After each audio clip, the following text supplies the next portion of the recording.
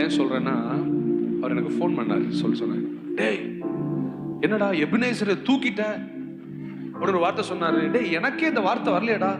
கரு போல காத்தீர் செதையாமல் எப்படா பாட்டுல சொல்றான்.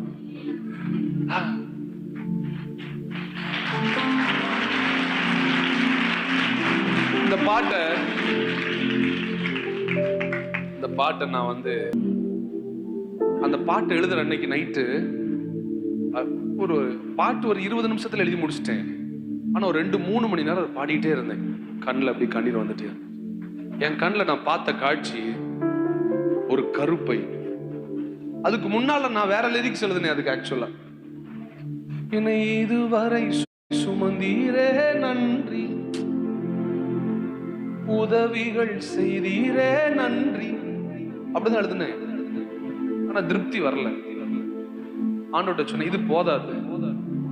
ஆண்டவர் எனக்கு உடனே இந்த காட்சியை காமிக்கிறாரு. உன்னைய நடத்தினா சுமந்தனான்னு கேட்டார். சுமந்தீங்கப்பா. அப்ப நான் உடனே தோள் மீது சுமந்தீரே நன்றி, உம் புயம் என்னை சுமந்ததே நன்றி அப்படிதான் எழுதுனேன். உடனே அவரு அப்படியாடா, எல்லாரும் அப்படி எழுதிட்டாங்களாடா, நான் உன்னைய கையிலையா சுமந்தேன், உன்னைய தோல்லவா சுமந்தேன்னு நான் உடனே அதுக்கு மேல ஒண்ணும் இல்லையே, தலை மீது சுமந்தீரேன்னு எழுத முடியாது.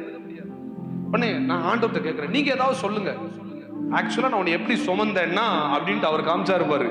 ஒரு கரு போல என்னை சிதையாமல் சுமந்தீரே. எத்தனை முறை உன்னை சிதைக்க வந்தான் பிசாசு. எத்தனை மனிதர்கள் பிசாசை விட கொடூரமாய் உங்களை சிதைக்க வந்தார்கள். உங்கள் ஊழியத்தை சிதைக்க வந்தவர்கள் அநேகர், உங்கள் பெயர்களை சிதைக்க வந்தவர்கள் அநேகர், உங்கள் தரிசனங்களை சிதைக்க வந்தவர்கள் அநேகர்.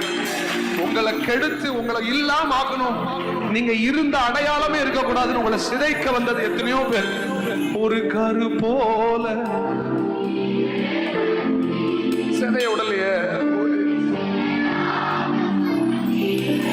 அவர்களை சிதைய உடலையே. ஒரு